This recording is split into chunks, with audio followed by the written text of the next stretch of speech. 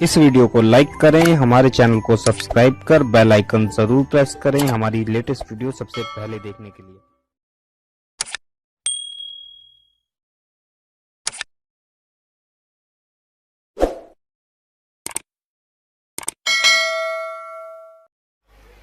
तो हुजूर अलैहिस्सलाम ने जिब्रील को देखा और घर पे तशरीफ लाए तो अम्मा जान खदीजतुल कुबरा से कहा कि खदीजा, मैंने अल्लाह का फरिश्ता देखा और मैं उसको अब भी देख रहा हूं।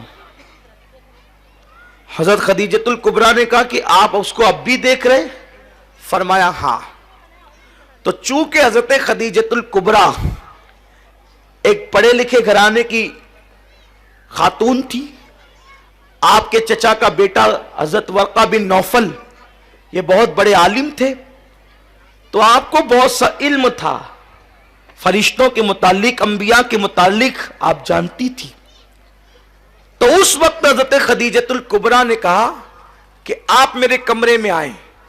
सरकार सल्लल्लाहु अलैहि वसल्लम ने उनके कमरे में कदम रखा तो अम्मा खदीजा ने पूछा, जो फरिश्ता तुमने गारे हिरा में देखा और बाहर के कमरे में देखा, क्या वो मेरे कमरे में दिख रहा है? आका ने फरमाया हाँ, वो मुझे अब भी नजर आ रहा है। हज़रत खदीजतुल कुबरा ने अपने सर से दुपट्टा हटा दिया, अपने बालों को खुला कर दिया। बहुत तवज्जो से सुनने की बात है मेरी बहनों, जब सर से आपने दुपट्टा हटाया और दुपट्टा आपने अपने कंधे पे रखा, जब आपका सर खुल गया, किसका? खदीजतुल कुबरा का। किसका? सैयदा फातिमा की अम्मी का। किसका? आखिरी नबी की पहली बीवी का। किसका? जिसको अर्श से खुदा सलाम करता है उस खदीजा का। दुपट्टा सर से कांधे पर आया तो अम्मा खदीजा ने पूछा, मेरे सरताज, क्या जो फरिश्ता तुम्हें थोड़ी देर पहले तक दिख रहा था वो अब भी दिख रहा है? सरकार ने फरमाया, खदीजा नहीं, अब वो फरिश्ता मुझे नजर नहीं आ रहा है, अब वो फरिश्ते को मैं नहीं देख रहा हूं। जनाबे खदीजा ने कहा, मुबारक हो, जो फरिश्ता जनाबे मूसा के पास आता था, जो फरिश्ता जनाबे इब्राहिम के पास आता था, वही फरिश्ता आपके पास भी आया। आपके पास कोई शैतान नहीं आया। सरकार सल्लल्लाहु अलैहि वसल्लम से उन्होंने ये क्यों अर्ज किया? क्योंकि खदीजा का ये मानना था कि औरत के सर पे जब तक दुपट्टा रहता है वहीं तक रहमत का फरिश्ता मौजूद रहता है। जब औरत अपने सर से दुपट्टा हटा ले तो रहमत का फरिश्ता वहां से चला जाता है। अब आप मुझे बताएं, जब नबी के घर में, सैयदुल अंबिया के घर में औरत के सर से दुपट्टा हट जाए तो वहां से रहमत के फरिश्ते चले जाते हैं, तो हमारे घर में औरतें जो खुले सर फिरती है, खुले सर खाना पकाती है, खुले सर अल्लाह अकबर सारे काम अंजाम देती है, फिर रहमत के फरिश्ते हमारे घर में कैसे आएंगे? जब नबी के घर से सर से दुपट्टा हटने पर फरिश्ते चले जाते हैं तो हमारे घर में फरिश्ते कैसे आएंगे? और जब रहमत के फरिश्ते आएंगे नहीं तो अल्लाह की रहमत कैसे आएगी? फिर आप रो रही हैं, मेरा शौहर इतनी मेहनत करता है, कमाता है, बरकत नहीं होती। बरकत क्यों होगी? बेबरकती तो तेरी वजह से है। तूने सर का दुपट्टा गले में लटकाया तो उस वक्त तेरे घर में बरकत होगी कैसे? और सुन लो, आप तावीज के अंबार घर में लगा लो, कभी बरकत नहीं हो सकती, क्योंकि नहुसत तो तुम्हारे खुले सर की वजह से है। और ये मैं नहीं कह रहा हूं, बल्कि साहिब रूहुल बयान ने लिखा है। अगर ये बात लिखी ना होती तो मेरे अंदर बयान करने की हिम्मत ना होती। नबी की मौजूदगी में औरत के सर से दुपट्टा हटे तो वहां से रहमत के फरिश्ते चले जाते हैं। तुम्हें पता है, ऐ खातूने जन्नत की कनीजो, जिस वक्त इब्राहिम अलैहिस्सलाम को आग में डाला जा रहा था, इब्राहिम अलैहिस्सलाम को आग में डाला जा रहा था, तो आग में डालने का तरीका क्या था? उन्होंने मेंजनिक बनाई थी। मेंजनिक आप समझती हैं, जब पहले दौर में किलों पे हमले होते थे तो मेंजनिक के जरिए से पत्थर फेंके जाते थे। उन्होंने मेंजनिक बनाई थी। मेंजनिक वो थी कि आगे पाइप रहता था और एक रस्सा रहता था, रस्सा खींच करके छोड़ते थे तो वो जाके पाइप को लगता था, और पाइप के ऊपर जो पत्थर होता था وہ جا کر کے قلعوں کو لگتا تھا. تو سب سے پہلے منجنیق بنی ابراہیم علیہ السلام کے لیے, کیونکہ انہوں نے اتنی بڑی آگ کا علاوہ تیار کیا کہ وہ آگ کے قریب کوئی جا نہیں سکتا تھا. تو ابراہیم علیہ السلام کو ڈالے کیسے؟ تو انہوں نے منجنیق بنائی. تو منجنیق بنا کر کے وہ کئی دنوں سے پریکٹس کر رہے تھے. اس طرح رسہ کھینچیں گے, چھوٹے گا تو ابراہیم کی پیٹ کو جا کے لگے گا, پھر ابراہیم جو ہے وہ آگ میں چلا جائے گا. لیکن جس وقت ابراہیم علیہ السلام کا کرتا اتار کر ان لوگوں نے منجنیق پر ابراہیم علیہ السلام کو بٹھایا اور رسہ کھینچا, تو اب رسہ ان سے کھینچاتا نہیں تھا. کیوں نہیں کھینچاتا تھا؟ اس لیے کہ فرشتے رو کر کہتے اللہ تیرا ابراہیم تیرا نام لیوا, اب وہ آگ میں ڈال دیا جائے گا, ہم اس کی مدد کے لیے جانا چاہتے ہیں. تو فرشتے مدد کے لیے آ گئے. ادھر سے نمرود والے رسہ کھینچتے, ادھر سے فرشتے رسہ کھینچتے. تو فرشتوں کی طاقت کے سامنے نمرودی ناکام رہے, تو وہ رسہ کھینچ نہیں پا رہے تھے. اب وہ حیران ہو گئے, کئی دنوں سے ہم پریکٹس کر رہے ہیں, کئی دنوں سے مشق کر رہے ہیں رسہ کھینچنے کی, ابھی تھوڑی دیر پہلے تک کہ رسہ کھینچ رہا تھا آسانی سے, اب نہیں کھینچتا. اس وقت ایک بڈھا سر پہ کمبل ڈال کر آیا اور اس بڈھے نے کہا کہ رسہ کیوں نہیں کھینچتا؟ اس نے ان لوگوں نے کہا اے بزرگ پتہ نہیں کیوں نہیں کھینچتا. تو اس وقت اس بڈھے نے کہا ایک کام کرو, 10-12 عورتوں کو بلا کر کے لاؤ. 10-12 عورتیں بلا کر لائی گئی. اس وقت اس نے کہا, نمرودی اس عورتوں سے اس بڈھے نے کہا اپنے سر سے دوپٹہ ہٹا لو اور اپنے گلے میں لٹکا لو. تو ان لوگوں نے دوپٹہ جیسے ہی ہٹایا وہ رسہ کھینچ گیا. وہ رسہ کیوں کھینچا؟ اس لیے کہ جب عورت سر سے دوپٹہ ہٹا دیتی ہے تو رحمت کے فرشتے وہاں سے چلے جاتے ہیں. تو اب ابراہیم علیہ السلام کی مدد کے جو رحمت کے فرشتے آئے تھے وہ دوپٹہ سر سے ہٹنے کی وجہ سے چلے گئے. حالانکہ وہاں اللہ کا پیغمبر موجود ہے, پیغمبر کی موجودگی کے باوجود اگر عورتیں سر سے دوپٹہ ہٹا دیں تو رحمت کے فرشتے وہاں سے چلے جاتے ہیں. تو کیا تمہارے گھر میں کوئی پیغمبر ہے؟ کوئی تمہارے گھر میں کوئی صحابی ہے؟ تمہارے گھر میں کوئی ولی ہے؟ نادانو تمہاری تکلیفوں کا علاج صرف تمہارے پردے میں ہے. پردے میں رہ کر دیکھو, پھر میرے اللہ کی قدرت دیکھنا, اس کے کرم کی بارشیں دیکھنا.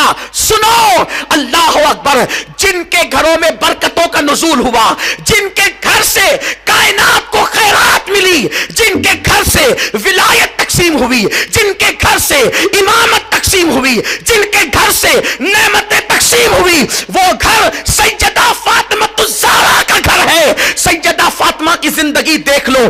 امام حسن مجتبی سے کسی نے کہا حسن تیری ماں بڑی پاکیزہ تھی. امام حسن نے کہا تو نے سچ کہا. جس دن میری ماں کا وصال ہوا میں 6-7 سال کا بچہ تھا, اس کے باوجود بھی میں نے اپنی ماں کے سر کے بالوں کو کبھی نہیں دیکھا. جو مائیں اپنے ننھے بچوں سے بھی اپنے سر کے بالوں کو چھپاتی تھی ان گھروں سے خیرات تقسیم ہوتی تھی, اور جو مائیں اجنبی مردوں کو بھی سر دکھاتی ہے پھر اس گھر سے خیرات نہیں بٹتی, اس گھر میں خیرات مانگی جاتی ہے. کما کر بھی پریشان ہو, سروں پہ دوپٹے نہیں. عورتیں گھر میں رہتی ہے تو یوں سمجھتی ہے کہ اب کون آنے والا, اور سگا بھائی تو ہے, دیور تو ہے, بیٹا تو ہے. سوچو کیا دیور سے پردہ فرض نہیں؟ کیا بہنوئی سے پردہ فرض نہیں؟ اور مائیں کتنی مقدس تھی جو بیٹے سے بھی سر کے بالوں کو چھپاتی تھی. کتنا مشہور سا وہ واقعہ ہے کہ ایک مرتبہ اہل دلی نے بابا فرید سے کہا فرید بارش بند ہو گئی بابا صاحب, لوگوں نے بہت دعائیں کی بارش نہیں ہوتی, آپ دعا کر دیں. بابا صاحب نے کپڑے کا ٹکڑا نکالا, ہوا میں لہرا کر 4 جملے بھی نہیں کہے تھے, باران رحمت کا نزول ہوا, دلی جل تھل ہو گیا. لوگوں نے پوچھا بابا صاحب اس کپڑے کے ٹکڑے کی کرامت کیا ہے؟ فرمایا یہ میری امی کے دوپٹے کا ٹکڑا ہے. میں نے یہ کہا میرے اللہ جس ماں کے سر کے بالوں کو کبھی اس کے بیٹے نے بھی نہیں دیکھا, اسی ماں کے صدقے باران رحمت کا نزول فرما. توجہ کریں, عورتوں کی حیا کا یہ عالم تھا. آج عورتیں اتنی بے غیرت ہو گئی بڑی معذرت کے ساتھ کہ عورتیں مساج کرانے کے لیے اب جو ہے وہ مساج گاہوں میں جاتی ہیں, بال بنانے کے لیے دکانوں پر جاتی ہے, بیوٹی پارلروں کو میری بہنیں آباد کر رہی ہے. اور بغل تک مہندی لگانے کے لیے کافر لڑکوں کے پاس جا رہی ہے. کہاں وہ عورتیں جو اپنے بچوں سے بھی سر کے بالوں کو چھپاتی تھی, اور کہاں یہ عورتیں کہ جو بغل تک کھول کر بیٹھے مردوں کے سامنے, وہ بھی کافر مردوں کے سامنے مہندی لگانے کے لیے. ارے نادان, بھائی بالغ ہو گیا تو بہن نے اپنی انگلی بھائی کو اپنے بدن سے ٹچ کرنے کی اجازت نہیں دی. عورتوں کی غیرت کہیے, سگا بھائی بالغ ہونے کے بعد قوم کی عورتوں کو ہاتھ نہیں لگا سکتا تھا. اگر بھائی کو بہن کو کسی وقت جگانے کی نوبت آئی تو بھائی لکڑی ڈھونڈتا ہے اور لکڑی ڈھونڈ کر کے بہن کو جگاتا ہے, بہن اٹھ, اس لیے کہ ہمارے گھر میں آگ لگ گئی ہے تو تیری جان بچانا چاہتا ہوں. سوچو, آگ کے حادثے کے وقت بھی جوان بھائی اپنی بہن کے جسم کو نہیں چھوتا. اور میری بہنوں, تمہیں کیا ہو گیا کہ تم مہندی کے نام پر کافر لڑکوں کے ہاتھ میں ہاتھ دے رہی ہو, چوڑیاں پہننے کے نام پر کافر لڑکوں کے ہاتھ میں اپنے ہاتھ کو دے رہی ہو, بال کٹوانے کے نام پر. کیا تم اللہ سے قیامت تک کی زندگی لکھا کر لائی ہو؟ نادانو سنو, زندگی کا کوئی بھروسہ نہیں. ایک دن زندگی کا یہ چراغ گل ہوگا اور بہت جلدی گل ہوگا. موت کی تلوار ہر وقت سر پہ لٹک رہی ہے, اور یہ مت سوچنا کہ بڑھاپے میں موت آئے گی. ابھی تو تمہارے حسن پر بڑھاپے کی جھریاں باقی ہے. سورج ہر وقت سر پر نہیں رہتا, سورج بھی تھوڑے دیر کے بعد غروب ہوتا ہے. میری بہن, جب سورج کا شباب ڈھل جاتا ہے تو تیرا شباب کتنے دن تک رہے گا؟ گل مسکرا کر مرجھا جاتے تو تیرا حسن کتنے دن تک مسکرائے گا؟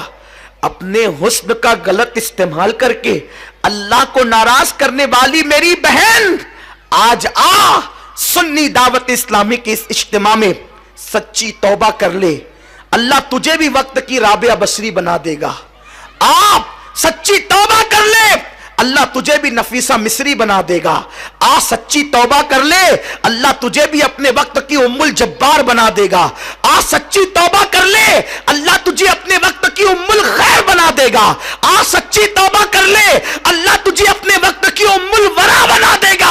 آ سچی توبہ کر لے, تو بھی سیدہ زینب کی کلیش بن جائے گی. سکینہ تیری زندگی پر ناز کرے گی, سیدہ فاطمہ کو تجھ پر ناز ہوگا. آ سچی توبہ کر لے. یہ دنیا جی لگانے کی جگہ نہیں, یہ دنیا ختم ہوگی, بہت جلد ختم ہوگی. تو نے اپنی ماں کا جنازہ اٹھتے دیکھا, اپنی دادی کا جنازہ اٹھتے دیکھا, اپنی نانی کا جنازہ اٹھتے دیکھا, تو نے کتنی عورتوں کا جنازہ اٹھتے دیکھا, اپنی پڑوسنوں کا جنازہ اٹھتے دیکھا. میری بہن کا تو عبرت حاصل نہیں کرتی. ایک دن تیرا بھی جنازہ اٹھے گا, ایک دن تیرا بھی جنازہ اٹھے گا, اور تیرے ساتھ کوئی نہ جائے گا, نہ تیرا شوہر, نہ تیرے بچے, نہ تیری سہیلی, نہ تیرا مال, نہ تیرا منال. آجا آجا میری بہن, اللہ کی رحمت کی طرف آ, رب کی رحمت کی طرف رجوع کر. بس جاتے جاتے اتنا ضرور کہوں گا, اگر کوئی سچی توبہ کر لے تو اللہ تبارک و تعالی اس کو بخش دیتا ہے. یہ مغرب کا وقت توبہ کی قبولیت کا ٹائم ہے, اور تم خوش نصیب ہو.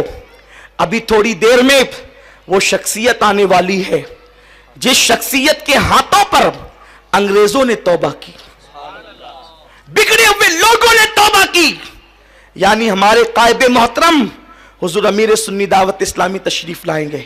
اور یاد رکھنا, یوں ہی توبہ کرو تو بھی قبول, لیکن کسی اللہ والے کے ہاتھ پہ توبہ کرو تو جلدی قبول ہوتی ہے. تو حضرت تشریف لائیں گے اور آپ لوگوں کو حضرت مرید کریں گے, داخل سلسلہ کریں گے. تو آپ حضرت کے ہاتھ پر توبہ کریں, غوث پاک کے وسیلے سے توبہ کریں. 11ویں شریف کا مہینہ بھی چل رہا ہے, آپ سب مرید ہو جائیں, سچی توبہ کریں, اللہ آپ کی توبہ قبول کرے گا. بس اپنی گفتگو ختم کرتے ہوئے ایک بات عرض کرتا ہوں اور ختم کرتا ہوں کہ سچی توبہ کس منزل پر پہنچاتی. کبھی کبھی توبہ کرانے والا وہی رہ جاتا ہے, توبہ کرنے والے آگے بڑھ جاتے. ہاں, حضرت ذوالنون مصری رحمت اللہ تعالی علیہ فرماتے ہیں کہ میں دریا کی سیر کو گیا تو میں نے دیکھا ایک لڑکی اپنے فرینڈ کے ساتھ, جس کے ساتھ وہ ناجائز محبت کرتی تھی, اس کے ساتھ آئی. ان کے پاس ستار تھا, सितार समझते होंगे, जिस पर लोग म्यूजिक बजाते हैं, सितार था। सितार था, शराब की सुराही थी और खाने पीने की चीजें। जुन्नून मिस्री बड़े खूबसूरत थे। जब वो दोनों शराब पीने लगे और खाने लगे और सितार बजाने लगे, तो सामने जुन्नून को बैठा हुआ देखकर उस लड़की ने कहा, ए शख्स, ले तू भी जाम पी ले और हमारे साथ मस्ती में शरीक हो जा। तो हज़रत जुन्नून मिस्री ने कहा, ये नापाक शराब की मुझे जरूरत नहीं, अल्लाह ने मेरे लिए इससे बेहतर इंतजाम जन्नत में कर रखा है। शराबन तहूरा, वो पाकीज़ा शराब है, इसे पियो तो नशा होता है, उसको पियो तो इश्क़े खुदा और रसूल का नशा बढ़ता चला जाता है। इसको पियो तो इंसान डोलता है, उसे पियो तो डोलने वाला संभल जाता है। इसको पियो तो इंसान गिर जाता है, उसको गिरा हुआ पिए तो उठ जाता है। उसकी बड़ी बात है जिसे कुरान शराबन तहूरा कहता है।